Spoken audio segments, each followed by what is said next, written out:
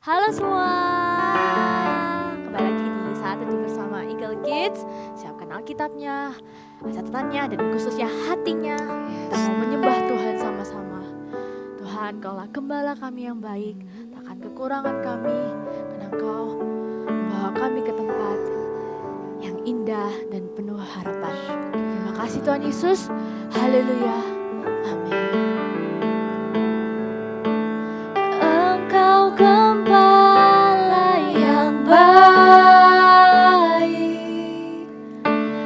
Kau menuntun hidupku dan bawaku ke air tenang,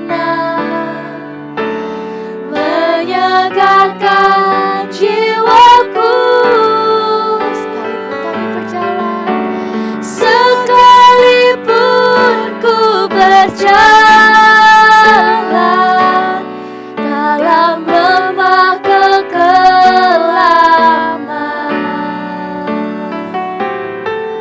tak akan gentar ku melangkah, yes, Tuhan, sebab Engkau besertaku. Katakan, Engkau gembala yang baik. Engkau gembala yang baik, Kau menuntun hidupku dan bawa kami ke tempat air yang tenang, dan bawaku ke air tenang, menyegarkan jiwaku. Sekalipun ku berjalan dalam lembah kekelaman, tak akan gentar ku melangkah, sebab Engkau besertaku. Sekalipun ku berjalan dalam lembah kekelaman,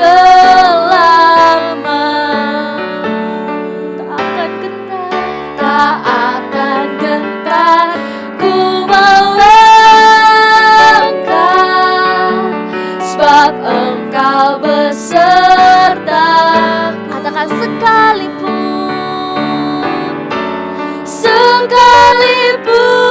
ku berjalan dalam lembah kekelaman, ya Tuhan, tak akan gentar ku melangkah, sebab Engkau besertaku. Sama-sama kita sembah Dia, Yesus. Kami berkekuatan kami, Allah Roh Kudus, karenamu kami kuat, karena Engkau gembala yang baik, Tuhan. Kami takkan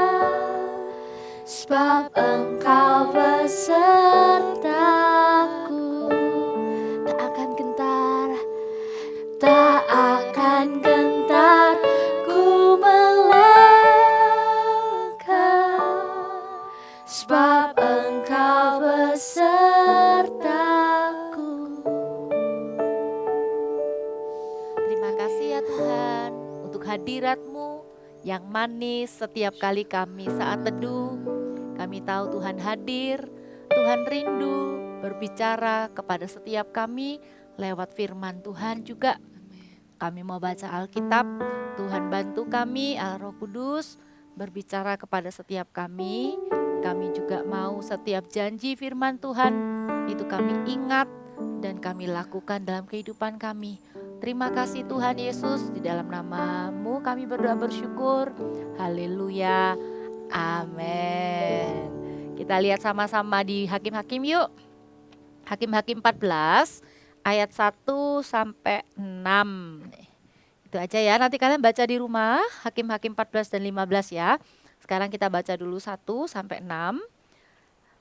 Kak Papa baca dulu ya, 1, 2, nanti Kak Sharon, lalu Kak Vina ya. Perkawinan Simson dan teka-tekinya.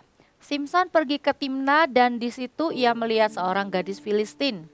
Ia pulang dan memberitahukan kepada ayahnya dan ibunya, di Timna aku melihat seorang gadis Filistin.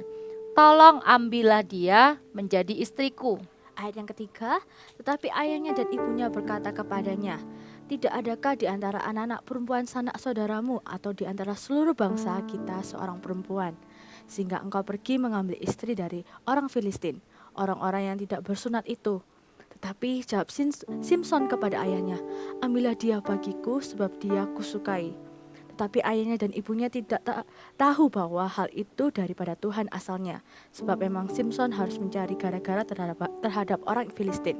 Karena pada masa itu orang Filistin menguasai orang Israel. Lalu pergilah Simson beserta ayahnya dan ibunya ke Timna. Ketika mereka sampai ke kebun-kebun anggur di Timna, maka seekor singa muda mendatangi Simson dengan mengaum.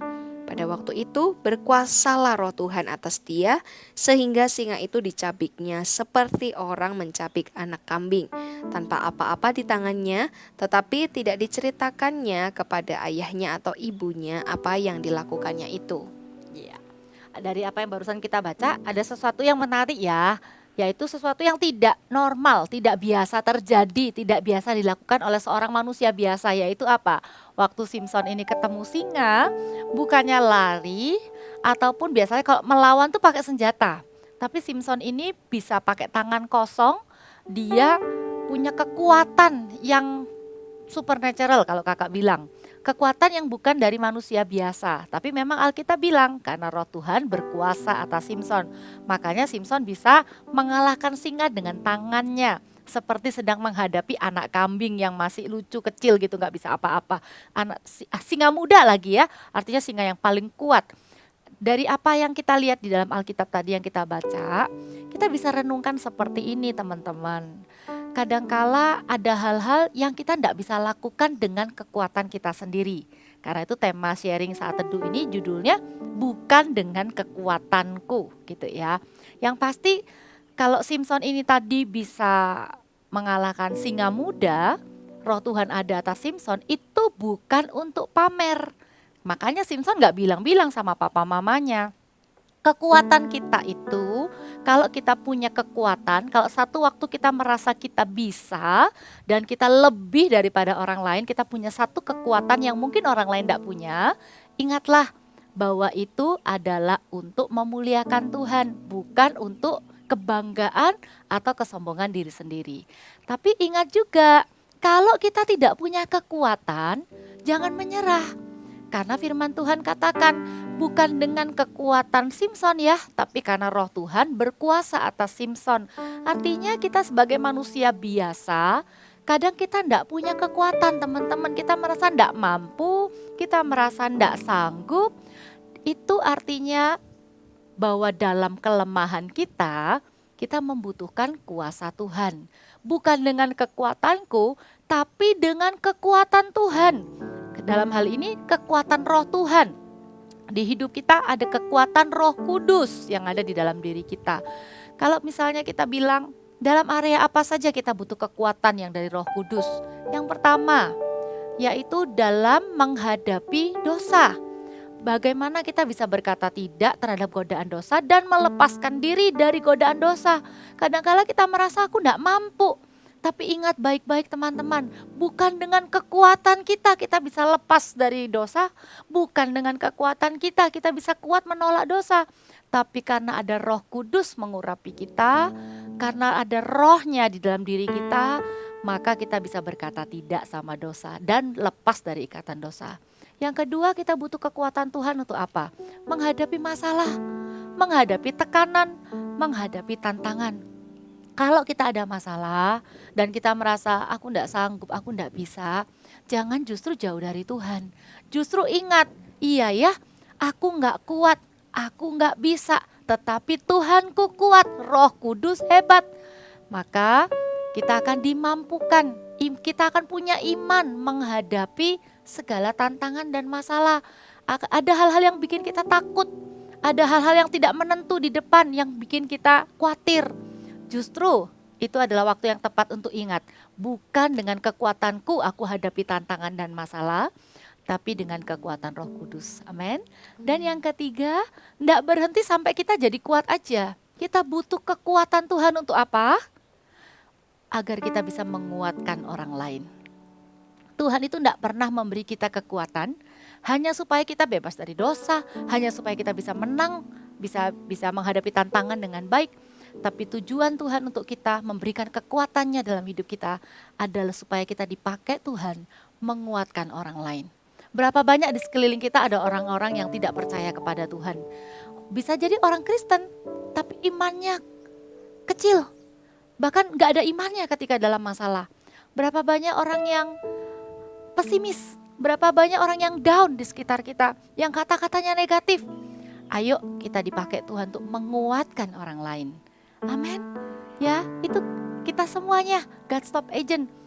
Ingat, bukan dengan kekuatanku, tapi dengan kekuatan Roh Kudus, kita akan bisa deal dengan dosa, kita bisa deal dengan masalah tanpa kehilangan iman, dan kita bisa dipakai Tuhan menguatkan orang lain. Karena firman Tuhan juga katakan, jaga ya, supaya imanmu jangan goyah. Nanti setelah kamu insyaf, setelah kamu sendiri kuat, kuatkanlah saudara-saudaramu.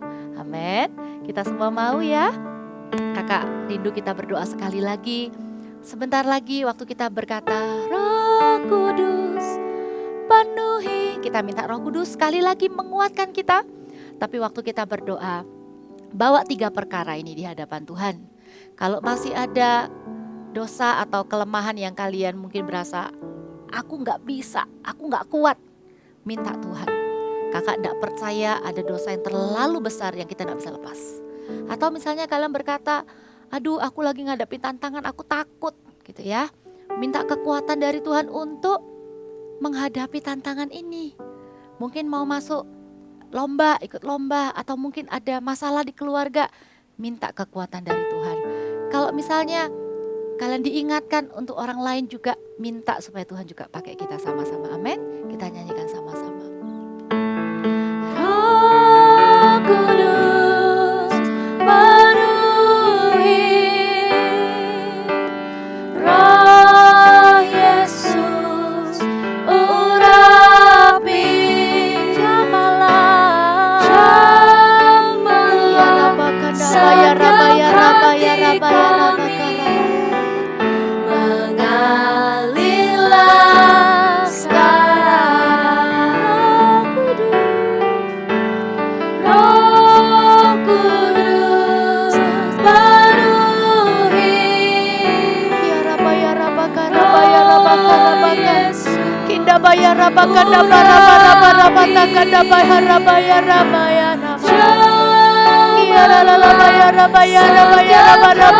ya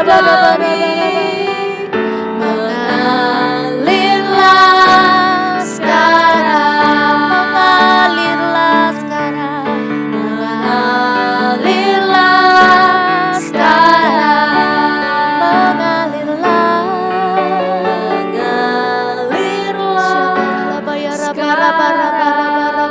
Tuhan, bukan kekuatan fisik yang kami butuhkan hari ini. Kalaupun ada yang sakit, kami berdoa Tuhan jamah, Tuhan sembuhkan. Tapi kalau ada di antara kami ya Tuhan, yang membutuhkan kekuatan Roh Kudus di hidup kami, untuk berkata tidak terhadap dosa, untuk lepas dari dosa, ataupun untuk menghadapi masalah, tantangan yang ada di depan kami, ataupun karena kami tahu ada orang-orang yang membutuhkan Engkau dan kami mau dipakai Tuhan untuk menguatkan mereka. Tuhan, urapi kami Roh Kudus, berkuasalah atas setiap kami Roh Kudus. Mampukan kami kuat di hadapan-Mu ya Roh Kudus. Bukan dengan kekuatan kami akan menghadapi semuanya. Tapi karena Roh-Mu mengurapi kami, memberi kekuatan dari dalam diri kami. Sehingga apa yang kami lakukan adalah apa yang berkenan di hadapan-Mu, menyenangkan hati-Mu. Berkati teman-teman, berkati Tuhan supaya mereka mendapatkan kekuatan yang baru ketika mereka saat teduh hari ini. Di dalam nama Tuhan Yesus. Haleluya. Amin. Amin. Senang ya kita gak sendiri. Bukan dengan kekuatan kita, tapi Roh Kudus yang bekerja. Tapi kita juga punya teman-teman seiman, saling mendoakan, saling menguatkan. Teman-teman kalau punya permohonan doa, kamu lagi ngalami masalah, struggle dengan something, dengan sesuatu, kamu boleh untuk tuliskan di deskripsi, ada link permohonan doa, kamu boleh masukkan ke situ. Nanti kita mau doain kamu sama-sama ya, dengan teman-teman pendoa lainnya juga. Oke, see you next week di saat teduh berikutnya. Tuhan berkati. Berikut adalah cara penggunaan aplikasi I Love My Bible. Masuk ke aplikasi GMS Church, di bagian Home akan muncul tampilan untuk aplikasi I Love My Bible. Klik pilihan bahasa jika Anda memiliki preferensi bahasa tertentu. Ada 2 pilihan bahasa yang disediakan, yaitu bahasa Indonesia atau bahasa Inggris. Pilih versi yang akan digunakan, umum atau anak-anak. Untuk anak-anak ada 2 versi, yaitu Super Trooper untuk usia 3-9 tahun dan Voltage untuk usia 9-13 tahun. Klik pembacaan kitab mulai dari urutan kitab yang paling awal, yaitu kitab Kejadian. Pilih minggu pertama dan Anda dapat membaca sesuai urutan mulai dari pengetahuan tentang kitab, intro sebagai tema pengantar dalam 1 minggu, dan hari ke-1 sebagai menu pembacaan hari tersebut. Download template arah untuk Anda dapat membagikan ayat, rema, aplikasi, dan harapan yang Anda dapatkan dari pembacaan hari itu di media sosial. Jangan lupa centang checklist sebagai penanda bahwa Anda sudah menyelesaikan pembacaan kitab hari itu dan lanjutkan checklist sampai pembacaan selesai. I Love My Bible, baca Alkitab setiap hari.